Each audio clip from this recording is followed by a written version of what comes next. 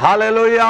और आज की सुबह भी परमेश्वर को मैं धन्यवाद करना चाहूंगा, क्योंकि एक महत्वपूर्ण संदेश जो बाइबल की एक सारे विषयों से मिलकर एक मसीहत की मूल्य के बारे में परमेश्वर ने एक संदेश दिया है, वो मैं आज आप तक बताना चाहूंगा। आज की संदेश का शीर्षक है, हम कैसे परमेश्वर और मनुष्यों से प्रेम कर सकते हैं। सबसे बड़ी आज्ञा जो यीशु मसीह ने हमें दिया है, इसका अनुपालन प्रत्येक विश्वासी हम अपने जीवन काल में कैसे पूरा कर सकता है, इसके बारे में मैं आपको बताना चाहूंगा।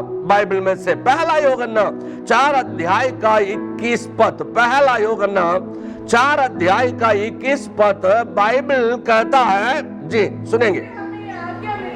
कि जो कोई परमेश्वर से प्रेम रखता है वह अपने भाई से भी प्रेम रखे। यहाँ लिखा है यूहन्ना ने। यूहन्ना कौन? यूहन्ना यीशु मसीह की 12 चेलों में से एक यूहन्ना, जिसको यीशु मसीह अन्य 11 से ज्यादा प्रेम किया, यानी कि जिसने यीशु मसीह का प्रेम सबसे ज्यादा पाया। हम किस क्वालिटी में या हम किस क्वांटिटी में हम परमेश्वर से प्रेम कर सकता है, ये उसी के हिसाब से होगा जिस हिसाब से हमने पाया है। ये यूहन्ना एक अच्छा उदाहरण है। मतलब जैसा हमने पाया वैसे हम कर सकता है। अगर हम परमेश्वर का प्रेम को पाया नहीं है तो हम परमेश्वर से प्रेम करना और मनुष्य से प्रेम करना संभव नहीं है। हम जिस हिसाब से पाया है उस हिसाब से परमेश्वर से प्रेम कर सकता है, और परमेश्वर का प्रेम जिस हिसाब से हमारे अंदर आया उस हिसाब से परमेश्वर और मनुष्यों से हम प्रेम कर सकता है। यहां पर बाइबल बताता है 12 चेलों में से यूहन्ना पतरस ने यीशु मसीह को सबसे ज्यादा प्रेम किया, पर बाइबल बताता है यीशु मसीह यूहन्ना को सबसे ज्यादा प्रेम किया।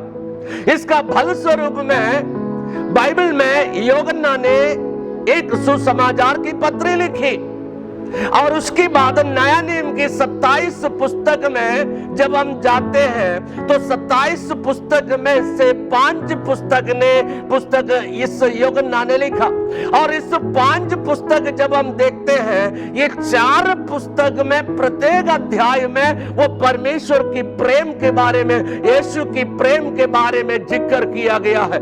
मैं आपसे कह दूं, बाइबल में नया नियम के अंतर्गत में मैं और आप देखा जाए, जितने बार मसीह यीशु की प्रेम के बारे में, परमेश्वर की प्रेम के बारे में, चाहे सुसमाचार की पुस्तक में हो चाहे पत्रियों में भी हो, तो ये यूहन्ना ने जितने कहा, जितने लिखा, उतने किसी और ने नहीं लिखा है। ये क्यों है? ये कहां से यूहन्ना को ये प्रेरणा मिली है? तो मैं कहना चाहूं, ये प्रेरणा यूहन्ना को मिला है यीशु मसीह की प्रेम से। यीशु मसीह जिस हिसाब से उससे प्रेम किया, उस हिसाब से उसके अंदर प्रेम भर गया। तब प्रेम जब हमारे हृदय भर जाता है तो मुख से वो बाहर आता है। जब मुख से बाहर आता है, कुछ लोग तो बोलेगा, कुछ लोग तो एक्शन करेगा। एक्शन में 2 भाग है, या तो कोई लिखेगा या तो कोई काम में करके दिखाएगा। तो उसी तरीके से तो यहाँ यूहन्ना ने सुसमाचार की पुस्तक में आप पढ़ के देखिए, सबसे ज्यादा परमेश्वर की प्रेम के बारे में यूहन्ना ने लिखा, और 3 पत्रियों में आप देखिए स्पष्ट रूप से वो प्रेम के बारे में, यीशु मसीह का प्रेम जो परमेश्वर के द्वारा आया, उसको लिखा है।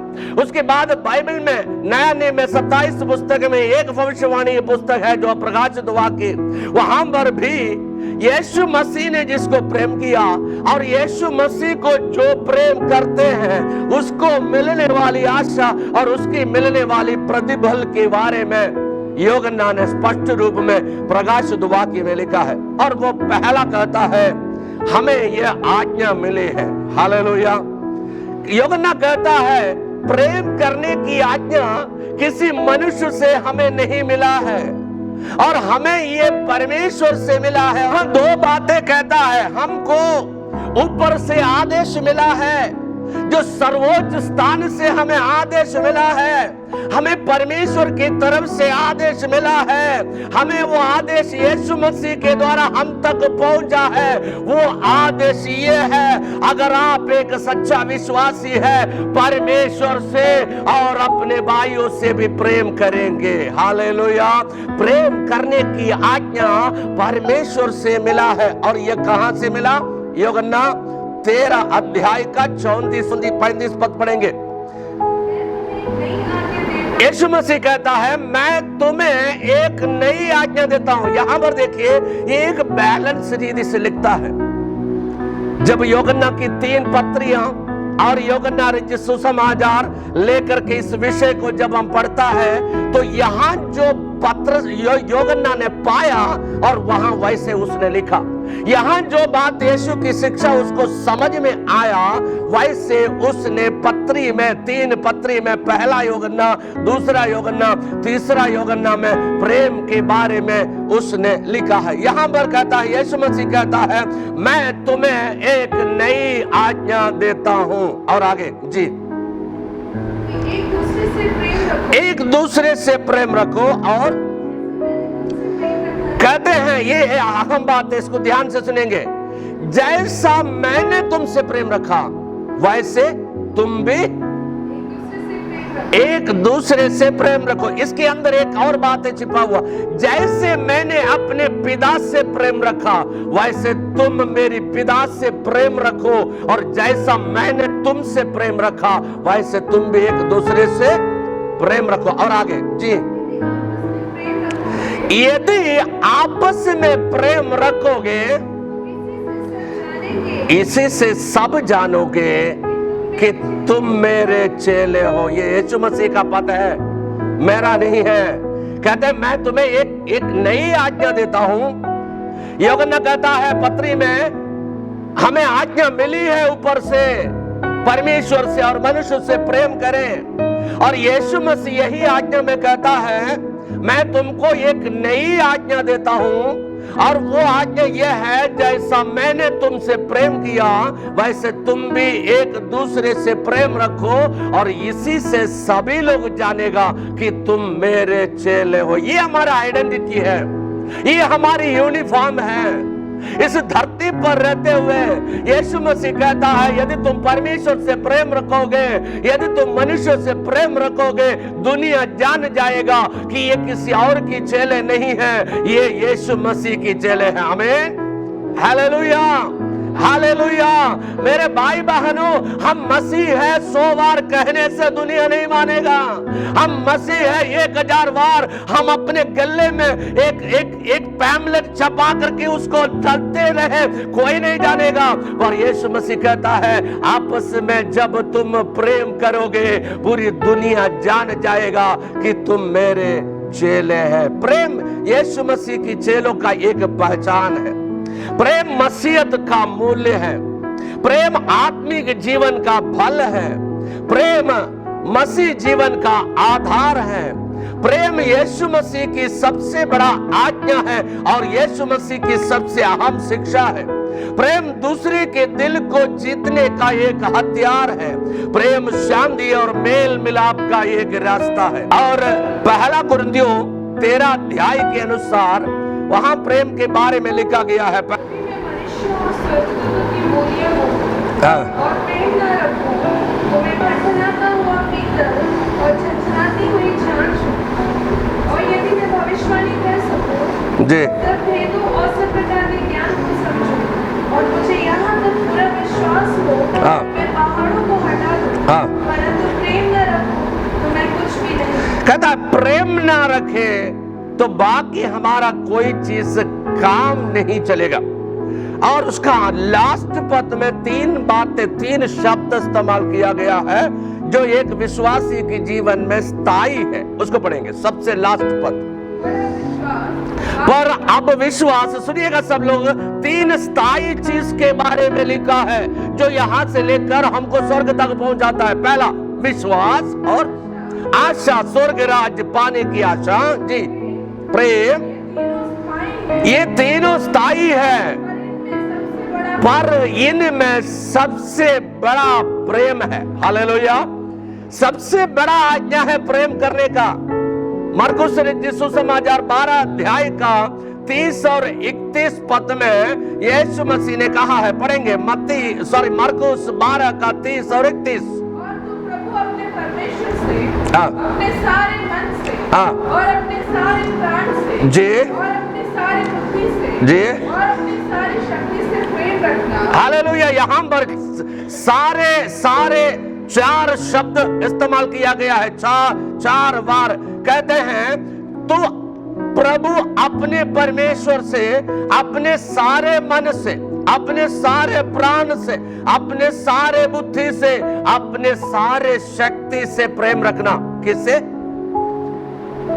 ये बुद्धि, ये शक्ति तभी आएगा जितना हमने पाया है उसी हिसाब से। Hallelujah, hallelujah. अगर कोई मुझसे कुछ अपेक्षा करे, मुझ में वो चीजें नहीं है, तो मैं कैसे दे सकता हूं? पूरी दुनिया प्रेम की अपेक्षा हमसे करता है, क्योंकि हम मसीह यीशु की चेले हैं, पर वो प्रेम मसीह से हमने पाया नहीं है, तो हम दे नहीं सकता। भाई बहन, उस प्रेम को हमें समझना है, तो प्रेम की परिभाषा समझना चाहिए। बाइबल में जो प्रेम का शब्द इस्तेमाल किया गया है, इसको यूनानी भाषा में 3 शब्द इस्तेमाल किया गया है। उसी को समझ जाएगा तो हमको समझ में आएंगे कि ये प्रेम जो हम सोच रहा है वो क्या है, परमेश्वर जो हमसे कहना चाहते हैं वो क्या है। सबसे पहला प्रेम की जो अर्थ है यूनानी भाषा में, इसको इरोस कहते हैं। इरोस, इरोस का अर्थ है, उसको जब हम देखने हैं बाइबल में से एक पद, 1 तिमोथी 5 का 6 पद पढ़ेंगे। इरोस का रेफरेंस वो है। पढ़े जल्दी पढ़े। पर जो हाँ, भोग विलास में पड़ गई, हाँ, और जीते जी मर गई। यहां पर कहते हैं भोग विलाप से। इसका इंग्लिश में देखें कुछ और अर्थ लिखा है, जो भोग विलास में पड़ गई। जो भोग विलाप में पड़ गई। सुनेंगे, मैं इस प्रेम का एक परिभाषा जो यूनानी शब्द में है उसको कहते हैं इरोस। भूलना नहीं, इरोस का मूल भाषा का अर्थ यही है, कामुकता से मिला जुला प्रेम। कामुकता से मिला जुला प्रेम, या आकर्षित होकर करने वाले प्रेम, या प्रलोभित होकर करने वाला प्रेम, या कुछ क्षण में रहने वाला प्रेम, या कुछ समय में वो पुराना होने वाला प्रेम, कुछ समय में खत्म होने वाला प्रेम। ये हमेशा का प्रेम नहीं है, पर इसका मूल भाषा का अर्थ है कामुकता से प्रेरित होकर, अट्रैक्ट होकर करने वाली प्रेम को इरोस कहते हैं। पर बाइबल में यीशु मसीह ने जो प्रेम सिखाया वो ये प्रेम नहीं है।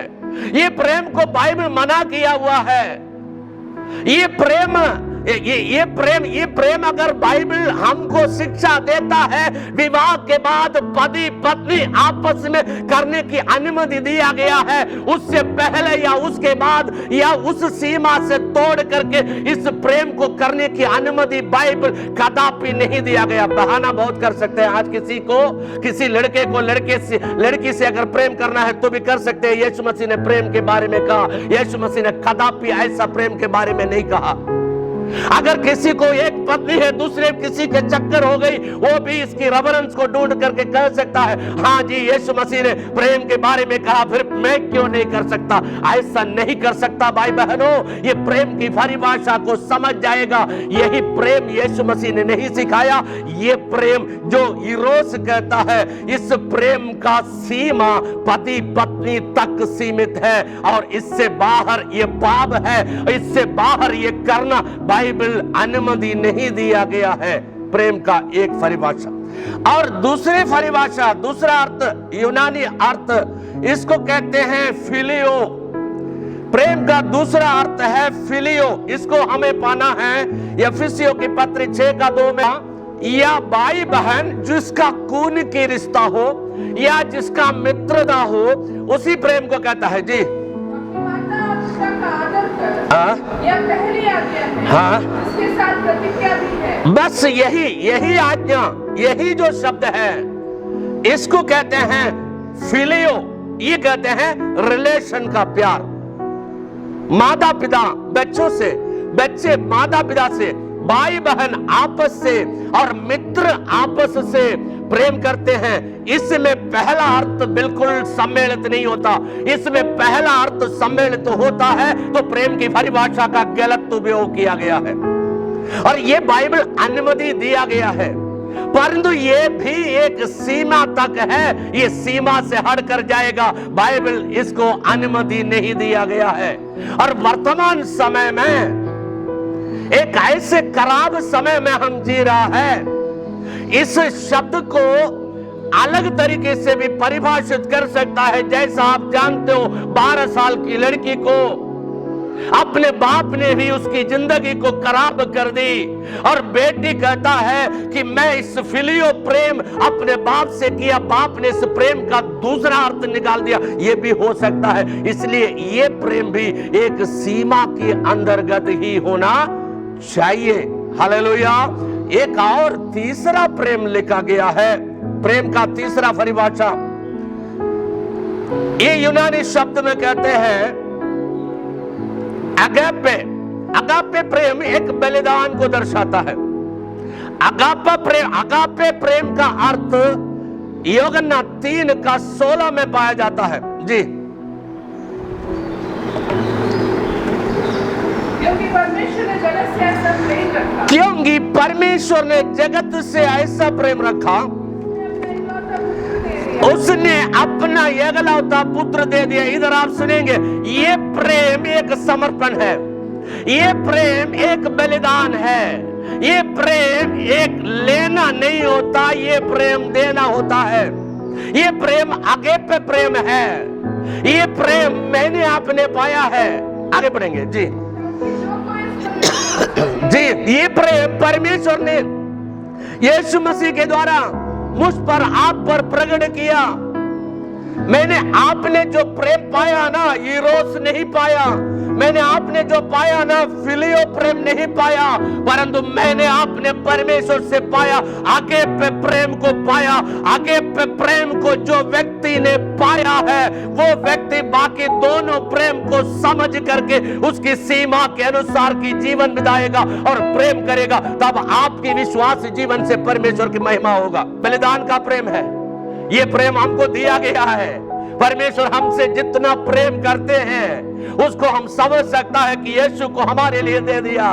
यीशु हमसे कितना प्रेम करते हैं हम जान सकते हैं। उसने अपने अंतिम बूंद लहू तक मेरे लिए, आपके लिए दे दिया, अपने जान को मेरे लिए दे दिया।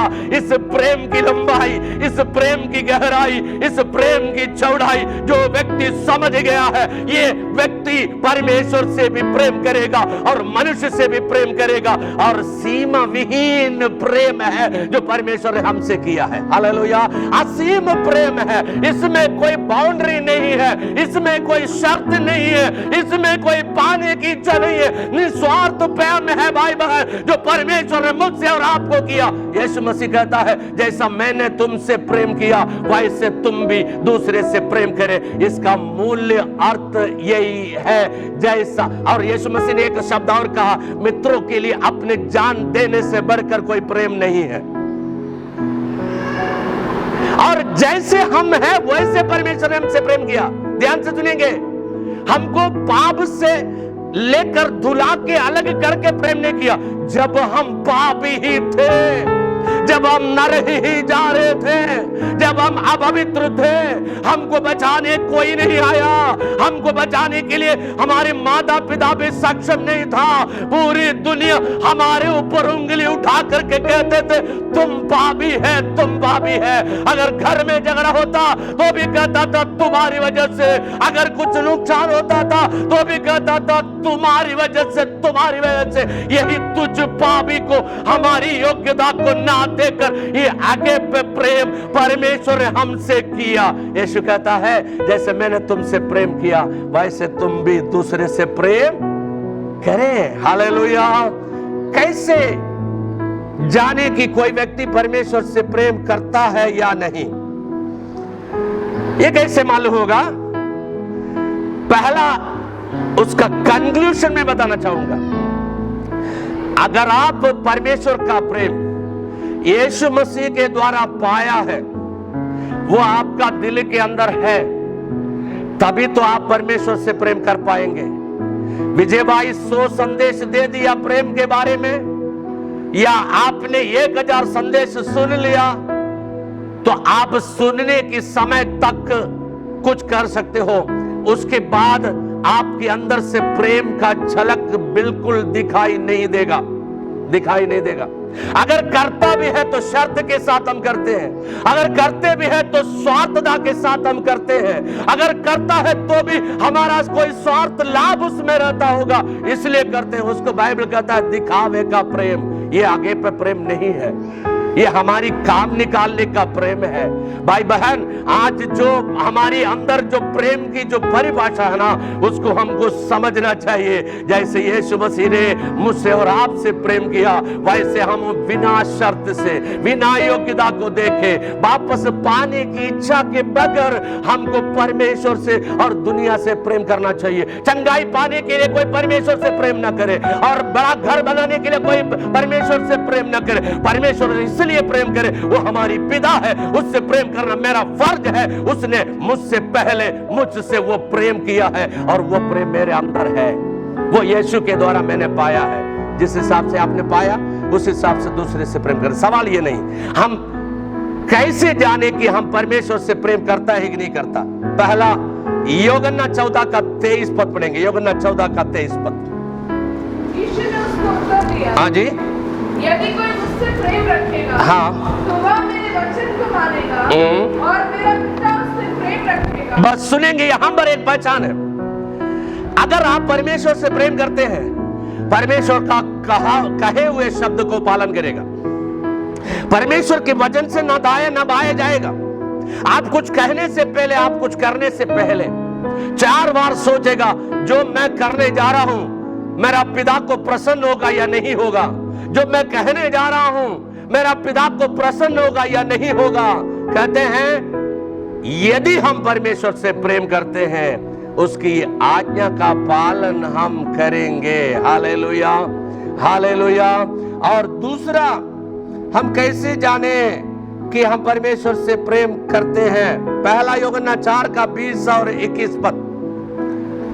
यदि कोई कहे मैं परमेश्वर से प्रेम रखता हूं जी, और अपने भाई से बैर रखे, हाँ, तो वह झूठा है। 1 मिनट बस। यदि हम कहें कि हम परमेश्वर से प्रेम करते हैं, परंतु अपने भाई से बैर रखते हैं, आगे, क्योंकि हाँ, बैर रखे तो वो झूठा है। झूठा है। कहता है वो व्यक्ति जो कहता है परमेश्वर से प्रेम करता है, वो झूठा है, झूठ बोलता है। क्यों? आगे, क्योंकि जो अपने भाई से जिससे उसने देखा है प्रेम नहीं रखा, परमेश्वर से भी जिसे उसने नहीं देखा प्रेम नहीं रख सकता। ये स्वाभाविक है। कहता है यूहन्ना ने, जो यीशु से प्रेम सीख कर, यीशु से प्रेम प्राप्त करके कहता है, यदि कोई कहता है कि मुझे परमेश्वर से प्रेम है, अपने भाई से वो बैर रखे, तो वो झूठा है। क्यों? क्योंकि जिन भाइयों को तुम दिन रात देख रहे हो, साथ में रह रहे हो और साथ में जी रहे हो, उसको प्रेम नहीं कर पाते हैं। जिस परमेश्वर को कभी देखा नहीं, उसको प्रेम नहीं कर सकता। आज ये सब बातें हमारे ओर इशारा करता है कि हम अपना मूल्यांकन करें। यीशु मसीह ने पतरस से पूछा स्वर्ग जाने से पहले, क्या तू इनसे बढ़कर मुझसे प्रेम रखते हो? सवाल ये बनता है, 3 बार यीशु मसीह ने पूछा। क्यों? क्यों? क्योंकि यीशु मसीह चाहता था कि तीसरे बार पतरस ने जो जवाब दिया वो दे। पर पतरस ने दोनों बार ऐसे जवाब दिया कि उलट पैर कर जवाब दिया, या जो जवाब प्रभु चाहता था वो जवाब जब तक नहीं मिला तब तक यही शब्द दोहराते रहा। क्या पतरस, क्या शिमोन, क्या तू इनसे बढ़कर मुझसे प्रेम रखते हो? मैंने तेरे लिए जान दे दी, मैंने तेरे लिए खून दे दी, मैंने तेरे लिए मेरी जवानी की जिंदगी पूरी दे दी, और तुझे देने के लिए मेरे पास अब कुछ नहीं है। अब मैं तुझे जगह तैयार करने के लिए जा रहा हूं, फिर से आकर तुमको ले जाऊंगा वहां पर। क्या तू सबसे बढ़कर मुझसे प्रेम करते हो? वो बोलते कि हाँ प्रभु, हाँ प्रभु, हाँ प्रभु। लास्ट में तीसरी जवाब है उसका, प्रभु सब कुछ तू जानता है। हाँ जी, आज हमें कमिट करना चाहिए, हमें सरेंडर करना चाहिए, हमें समर्पित करना चाहिए। अगर करते भी है तो उसके पीछे कितनी सच्चाई था प्रभु दुनिया नहीं जानते, पर तू जानते हैं, तू जानते हैं। यही जवाब मुझसे आपसे प्रभु चाहता है। आगे बढ़ना चाहूंगा कि दो बातें मैंने बताया, कैसे लोग जाने या कैसा प्रभु जाने कि हम परमेश्वर से प्रेम रखते हैं। नंबर 1 उसकी आज्ञा मानने से। नंबर 2 मनुष्य से प्रेम करने से मनुष्य भी जान जाएगा और परमेश्वर भी जान जाएगा कि हम परमेश्वर से प्रेम करते हैं। हम कैसे जाने कोई व्यक्ति मनुष्य से प्रेम करता है या नहीं करता है? अब अगला सवाल है, सुबह से शाम तक जब मिलता है सब समय जय मसीह बोलो, गिन करके देखेगा 101 बार दिन में जय मसीह बोल दिया, क्या उससे समझ जाएगा कि ये व्यक्ति उनसे प्रेम करते हैं? या तो पूरी दुनिया एंग्लो इंडियन बिलीवर्स जैसे करता है, जैसे एक विश्वासी को मिलता है, या तो पुरुष नहीं देता, या स्त्री नहीं देता, या लड़के व लड़कियां नहीं देता, बस जाकर के लिपट जाता है। क्या इससे समझ जाएगा कि दुनिया हम मनुष्य से प्रेम करते हैं? ना ना ना ना ना। फिर कैसे समझ आएगा? पहला यूहन्ना 4:7 से 9 तक पढ़े। हाँ। हम आपस में प्रेम रखें, हाँ, क्योंकि प्रेम परमेश्वर से है। हाँ। जो कोई प्रेम करता है, हाँ, वह परमेश्वर से जन्मा है जी, और परमेश्वर को जानता है। हाँ जी। जो प्रेम नहीं रखता, हाँ, वह परमेश्वर को नहीं जानता जी, क्योंकि परमेश्वर प्रेम है। हाँ, और जो प्रेम परमेश्वर हमसे रखता है, हाँ, वह इससे प्रकट हुआ, हाँ, कि परमेश्वर ने अपने एकलौते पुत्र को जगत में भेजा है। ध्यान से सुने, यहाँ कहते हैं परमेश्वर हमसे कितना प्रेम करता, उस शब्दों के द्वारा बयान नहीं किया, उसने प्रकट किया है, उसने कार्यों के द्वारा प्रकट किया है। कौन सा कार्य प्रकट किया? अपने कीमती चीज, जो अपना एकलौता पुत्र मेरे लिए आपके लिए मरने को दे दिया, मेरे और आपकी पाप की प्रायश्चित के लिए दे दिया। मैं एक सवाल पूछूं, इन दिनों में सारे विश्वासी कुछ न कुछ तो भला करते हैं, मैं जानता हूं, अगर नहीं करते तो आप ये विश्वासी नहीं है। पर हम अगले को क्या देते हैं? नंबर 1 सबसे बेहतर चीज अपने लिए रखता है, उससे अलग जो है वो अगले को देता है। दूसरा, पहला अपने लिए हो जाए फिर बच जाता है, अगले को देता है। ध्यान से सुनेंगे, यही करते हैं ना। पर परमेश्वर ने ऐसा नहीं किया। परमेश्वर ने सबसे बेहतर चीज, जो अपना एकलौता पुत्र जीने को नहीं भेजा, मरने के लिए हमारे लिए दे दिया। ये उसने अपने प्रेम को प्रकट किया है। प्रेम दुखों में प्रकट होता है, प्रेम जरूरत में प्रकट होता है, प्रेम वक्त आने पर प्रकट होकर दिखाई देता है। और जो व्यक्ति प्रेम का पात्र है, जो व्यक्ति प्रेम का पात्र नहीं है, वो दोनों समझ जाएगा ये व्यक्ति के अंदर प्रेम है। Hallelujah, hallelujah. गलातियों की पत्री 5:22-23 जब देखते हैं, आत्मा का फल बताता है प्रेम, प्रेम। और वो प्रेम अगर है तो बाकी सारी चीजें वक्त वक्त पर दिखाई देगा, वक्त वक्त पर दिखाई देगा। यह है प्रेम प्रकट होता है। तो मैं जल्दी समाप्त करना चाहूंगा। बाइबल में कुछ उदाहरण है जिन्होंने प्रेम को दिखाया है, प्रेम को प्रकट किया है। उत्पत्ति पुस्तक 13 अध्याय का 7 से 10 पद तक अब्राहम और लूत दोनों में झगड़ा हो गया। ध्यान से सुनेंगे, ध्यान से सुनेंगे, किन वक्त में प्रेम प्रकट होना चाहिए।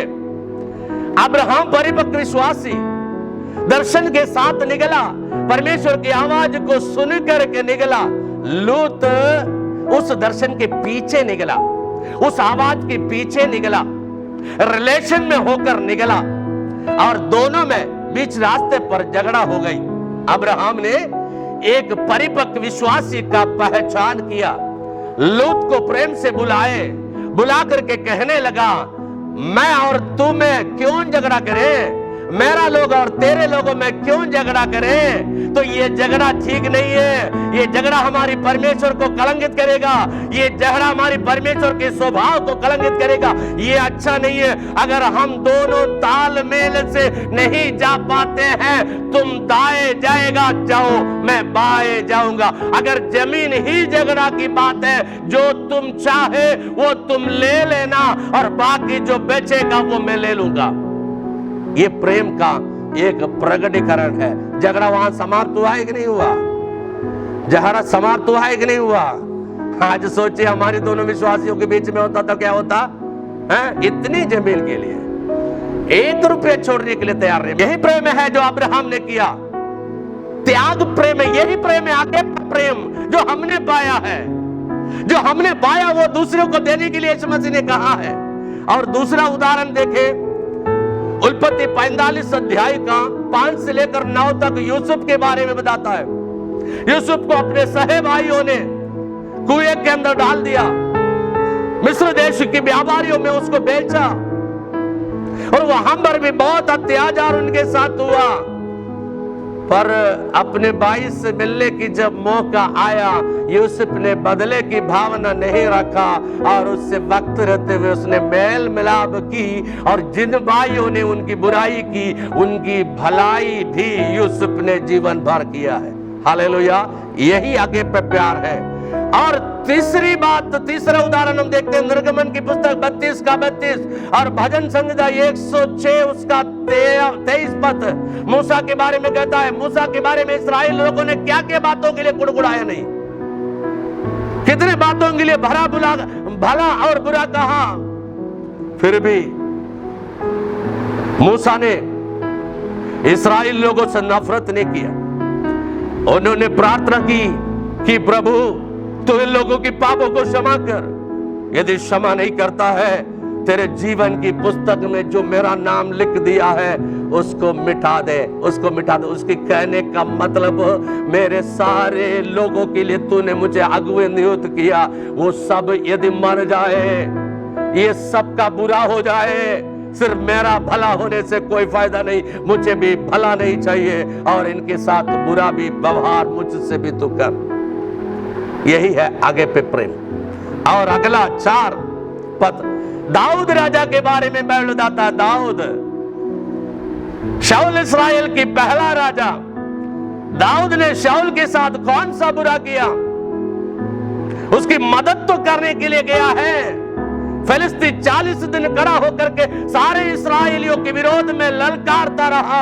उसने शाऊल की इज्जत बढ़ाने के लिए तो गया, इस्राएलियों को बचाने के लिए गया, इस्राएलियों में यह स्थापित करने के लिए गया कि एक जीवित परमेश्वर है।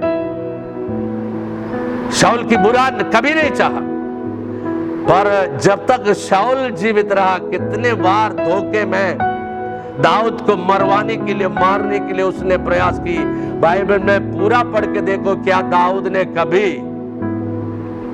शाऊल से बदला लिया? बिल्कुल नहीं लिया। यही है आगे पे प्रेम। बताने पर प्रकट होता है प्रेम। और 5वां बात, यीशु मसीह को देखिए, कलवरी के क्रूस पर लहूलुहान खड़ा है। एक साइड में 2 प्रकार के लोग वहां खड़ा है, इसको ध्यान से सुनेंगे। ऐसे स्थिति से होकर जब गुजरेगा तब हमको समझ में आएगा कि हमारा क्या प्रतिक्रिया होगा। एक साइड में उसकी मां खड़ी है, दूसरी साइड में उन्होंने जिन अंधे की आंखें खोला वही खड़ी होगा। जिन लोगों को 5 रोटी 2 मछलियों से खिलाया वो भी खड़ा है। तीसरी साइड जब देखा, पतरस ने कहा प्रभु हम तेरे लिए मरने पर भी तैयार है। दूर तक ही दिखाई नहीं दिया, 12 चेलों में से एक ही दिखाई दिया, बाकी किसी दिखाई नहीं दिया। मां के सामने उसकी वस्त्र को छीना गया, अपने युवा लड़का की वस्त्र को छीना गया। सिर पर कांटों की मुकुट रखा, शरीर पर 39 कोड़े लगे, सिर से खून बह रहा है, शरीर से खून बह रहा है।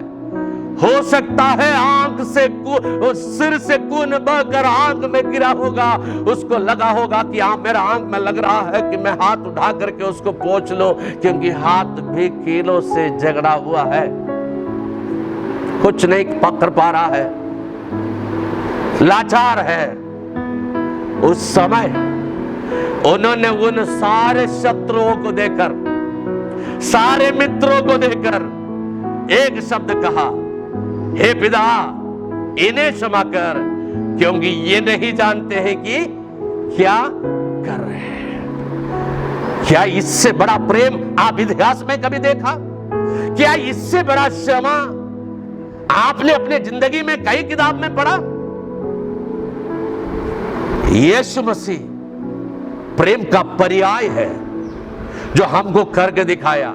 उन्होंने शत्रुओं से प्रेम करने के लिए कहा है, तो करने के बाद हमसे कहा है, वो जो कहा उसको करने की शक्ति भी उसमें रखा है।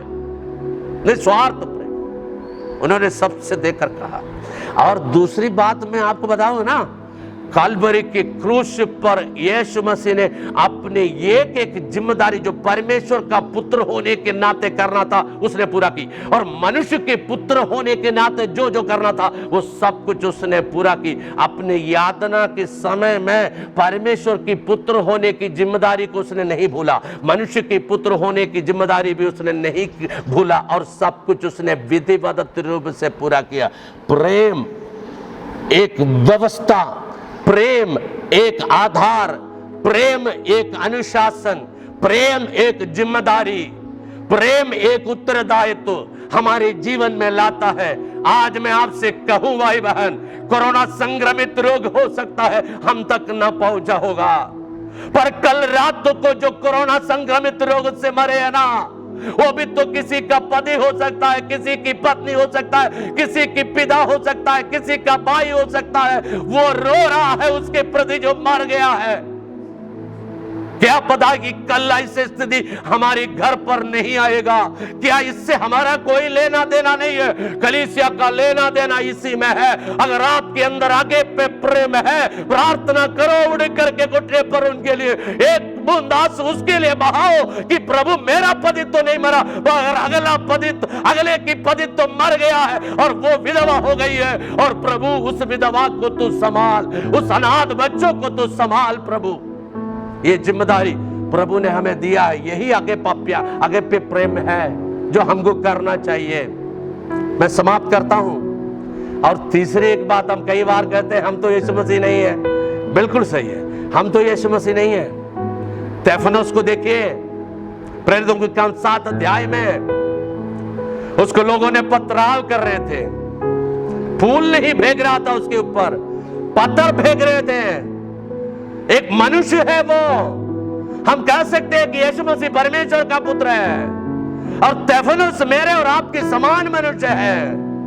उसके ऊपर लोग पथराव कर रहे थे और वो घुटने टेका, उसकी चेहरा चमकने लगे और स्वर्ग खुला हुआ देखा, और वो चिल्लाते हुए कहने लगा मैं परमेश्वर को देख रहा हूं, और परमेश्वर को दाहिने और यीशु को देख रहा हूं खड़ा हुआ। वो खड़ा हुआ क्या करते हैं? वो कहते हैं आजा बेटा आजा, तेरी सेवा इस पृथ्वी पर पूरा हुआ है। तूने 24 साल में जो प्रेम को प्रकट किया है ना, अब उसके बदले मेरा प्यार भरपूर रूप से तुझे देने के लिए मैं चाह रहा हूं। उसको देख करके घुटना टेके उन्होंने भी यही कहा, प्रभु इन्हें क्षमा कर, और मैं अपना प्राण तेरे हाथों में सौंपता हूं। मैं समाप्त कर रहा हूं भाई बहन। परमेश्वर ने हमसे प्रेम किया, क्या हमारा कोई उत्तरदायित्व तो नहीं है हम उनसे प्रेम करें? परमेश्वर ने हमसे प्रेम किया, क्या हमारा कोई उत्तरदायित्व नहीं है कि हम अगले से प्रेम करें? हमारे एक भारी जिम्मेदारी है भाई बहन। सिर्फ विश्वास देख करके कोई स्वर्ग नहीं जाएगा, विश्वास के साथ साथ ये सारी चीजें पूछा जाएगा। हम प्रार्थना के लिए अपने स्थान पर तैयार हो जाएं, खड़े हो जाएं। सर्वशक्तिमान दयालु परमेश्वर पिता, आज ये महत्वपूर्ण संदेश हम तक आपने पहुंचाया है। जितने लोग मेरी आवाज को सुन रहे हैं परमेश्वर पिता, आपका प्रेम उनके हृदय में भर दे, ताकि आज से परमेश्वर से सबसे ज्यादा वो प्रेम करें। आपका प्रेम उनके हृदय में भर दे, ताकि अपने पड़ोसियों को भी और शत्रुओं को भी, अपने भाइयों को भी अपने समान प्रेम रख सके प्रभु। और आज जो भी दुश्मनी है वो खत्म हो जाए। सबसे मेल मिलाप करने की शक्ति प्रभु इस प्रेम में है, और वो पवित्र आत्मा के द्वारा सारे विश्वासियों को दे दे। इनके व्यक्तिगत जीवन में शांति लाए, इनकी पारिवारिक जीवन में शांति लाए, और इनके अड़ोस पड़ोस के लोगों में शांति आ जाए, और सब लोग जानने पाए कि ये यीशु मसीह का चेले है। प्रभु तू सहायता कर, तेरा प्रेम हम सबके दिल में भर दे। तेरे प्रेम से भरा हुआ जीवन जीने में हम सबकी सहायता कर पवित्र आत्मा। प्रार्थना सुनने के लिए धन्यवाद। यीशु मसीह नासरी के नाम से मांगते हैं, आमीन, आमीन, आमीन।